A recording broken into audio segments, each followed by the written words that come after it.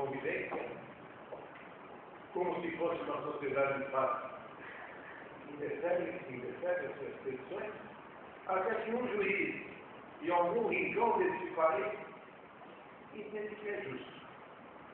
É absolutamente justo que o casal, ainda que não casado, que participou de todas as agruras, todos os sofrimentos e todas as alegrias da vida, ele que um patrimônio, que quando este relacionamento se desfaz, por qualquer razão, é justo.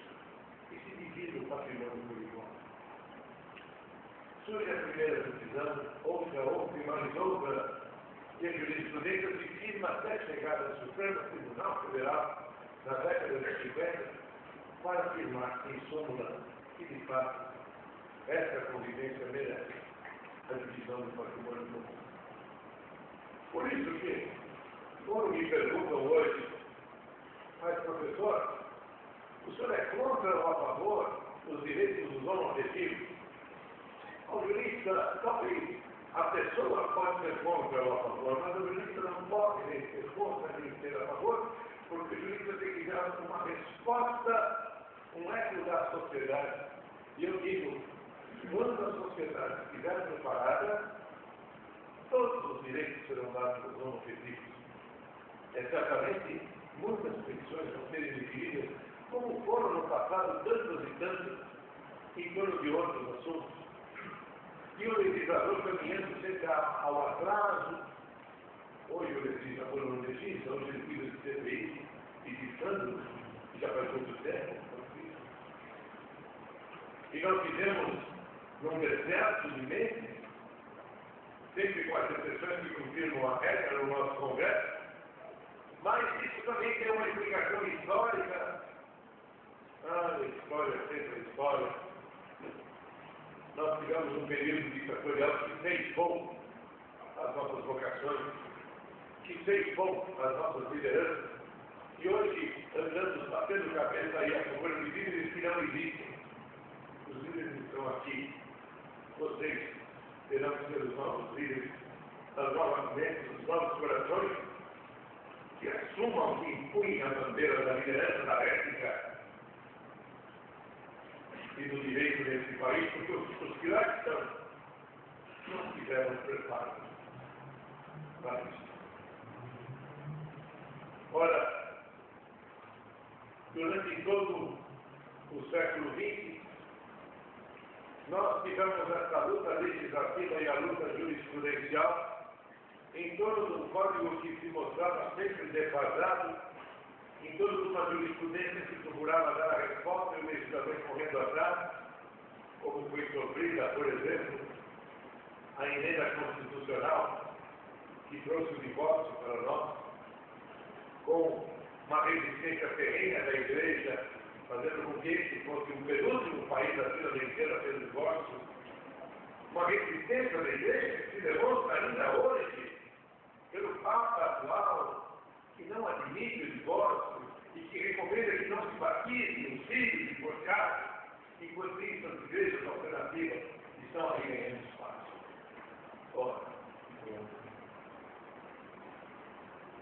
esse código de 2002 surge com uma filosofia diversa, totalmente diversa do código de 16. Por quê? Terminada a Segunda Guerra, na Europa, muito rapidamente, já em 1945, surgem juristas que, abominando os estados totalitários que ocasionaram a debacle da Europa e a tragédia do nazismo, sustentavam que o positivismo estava falhando. E que o positivismo, tal como se estudava, não podia mais ter um parâmetro. E até então nós estávamos com mais de 200 anos de positivismo. Até o não positivismo de Kelsen.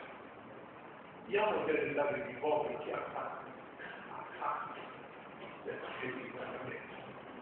Mas, com Chaim Perelman na Europa, com Chaim Perelman, um polonês formado na Bélgica, com Robert Alexi, com Habermas, com Miguel Ferrara, percebe-se que o direito não pode ser a lei pela lei, mas o direito tem que ser algo muito mais profundo. Eu diria racional até, sentimental até, porque o direito tem que dar uma resposta adequada às necessidades sociais. Não existe sentença mais injusta do que a sentença anacrônica. Aquela que se vale dos princípios do passado, ou que tenta adivinhar o futuro, ou aquela que recarga demais. É tão injusta a sentença que usa um sistema adequado de julgar, quanto aquela que demora 10, 15 anos para ser executada.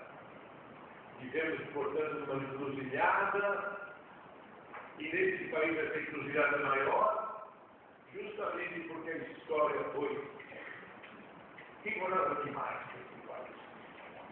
Tivemos uma colonização exclusivamente exaustiva, que procurou tirar tudo e nada dá, que implantou um sistema feudal de capitanias hereditárias que até hoje tem reflexos do cartorarismo, do nepotismo. O nepotismo confessado, porque nunca queria confessar. Eu não vou dizer o nome, vocês sabem o que estou falando.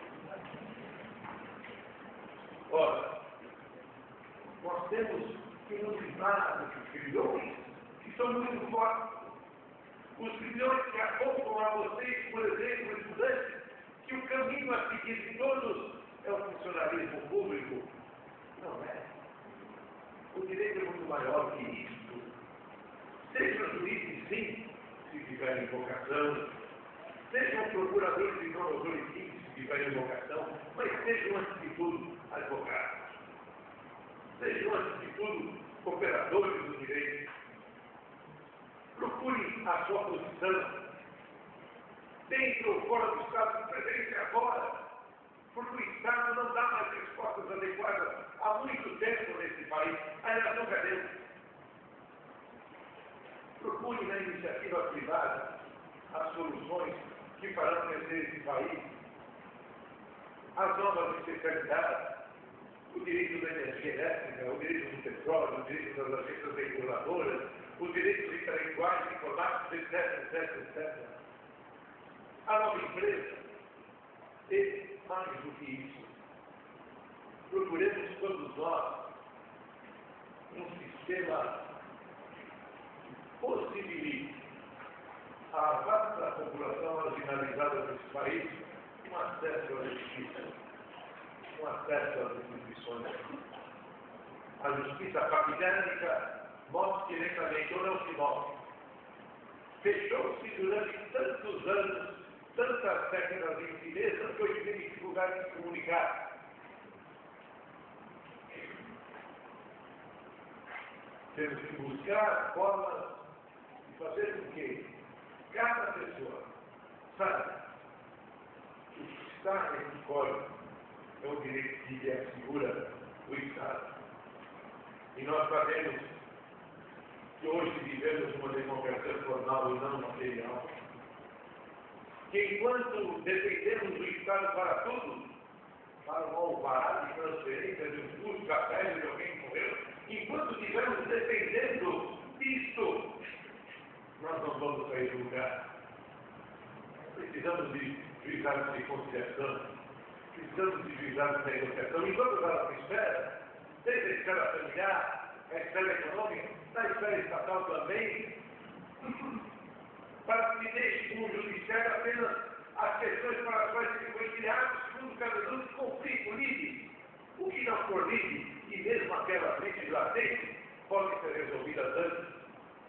E esse Código de 2002 é um convite à nova forma de aplicação do direito. Quando se fala em cláusulas abertas, nós estamos falando na nova retórica de Pérez, nós estamos falando da teorias modernas de diálogo e de silogismos não cartesianos, mas silogismos práticos de Robert Alex. Seria muito simples se hoje eu pudesse julgar da forma cartesiana, essencialmente positivista. Já tenho todas as leis no computador, coloco a situação de fato, coloco enter, fulano é inquilino, deve pagar o aluguel todo dia 30, dia primeiro, não paga o aluguel, enter. Já sai mandando despejo, já sai a impressora mandando despejo, já vai para a caixinha do seu justiça. Agora que ele vai lá de conta, volta, vai de conta, volta, você fica, o advogado corre, já fica outra.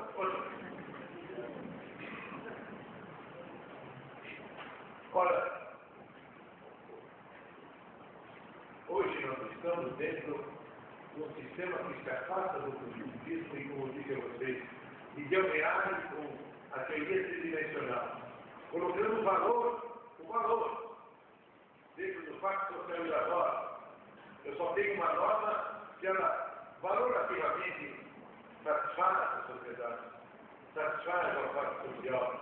E Chaim Perelman que diz que em cada situação social eu tenho que ter um diálogo, eu tenho que ter uma argumentação.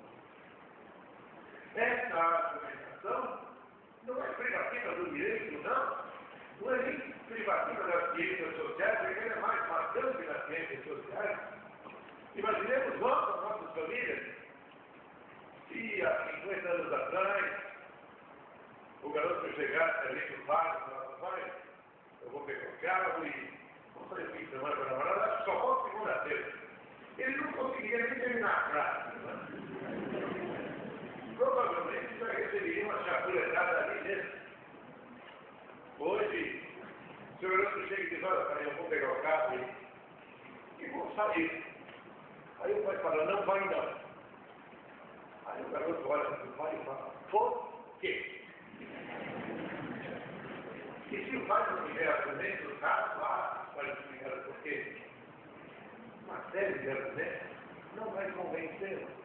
Ora, nas nossas vidas, nós vivemos em torno de argumentos, e o direito é argumentativo. O juiz argumenta na sentença, argumenta consigo mesmo quando a motiva. O advogado argumenta na decisão inicial para convencer o juiz, para apontar os novos caminhos, para apontar, por exemplo, se num contrato, esse contrato não atende o interesse social. O réu, por sua vez, na contestação, vai rebater o argumento e vai dizer, não, o contrato vale sim, por isso e aquilo, e o juiz vence argumento. Vai procurar um novo caminho e pode até decidir que determinada cláusula não se aplica no contrato. Fora mesmo do contrato de admissão, estamos falando de um contrato clássico, porque não se adapta à sociedade. Este é o interesse social do contrato. E tantas e tantas vezes, quando o código estava prestes a entrar em vigor, perguntava, mas professor, o que é interesse social do contrato? Não sei. Mas se trata um contrato, as dificuldades que as partes estão tendo nesse contrato. Vamos analisar, você e eu, as circunstâncias em que esse contrato foi feito. E nós vamos ver se esse contrato está de acordo ou em desacordo com as necessidades sociais. E muitos anos, muito antes do Código de 2002 entrar em vigor, nós já tínhamos decisões do Superior Tribunal de Justiça onde expressamente mencionar interesse social. Eu lembro de dois casos que são populares. O caso da máxima de valorização no leasing de veículos, quando, depois de uma série de prestações jurisprudencial incrível, o Superior Tribunal de Justiça entendeu que parte do prejuízo pela máxima de valorização seria das empresas que leasing e parte absorvida pelos consumidores. Isso não está na lei. Cada vez na lei salomônica, mas não está na lei. Por quê? Porque não atendia o interesse social do país, que uma massa tão grande de tomadores de veículos em leasing devolvesse os veículos às financiadoras. O que ia fazer? E também, não era conveniente que todo o que quer decidir